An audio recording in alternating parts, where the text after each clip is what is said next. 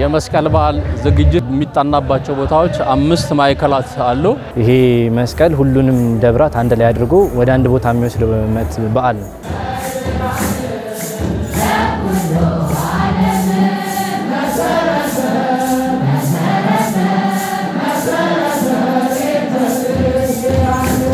በአምስቱም አቅጣጫ ሁሉም የሰንበት ትምህርት ቤት አባላቶች ይንቀሳቀሳሉ፣ ይነሳሉ፣ ምእመናን እያጀቧቸው ማለት ነው። እዚህ መሳተፍና እዚህ መወከል ደግሞ ያው በጣም ደስ ይላል።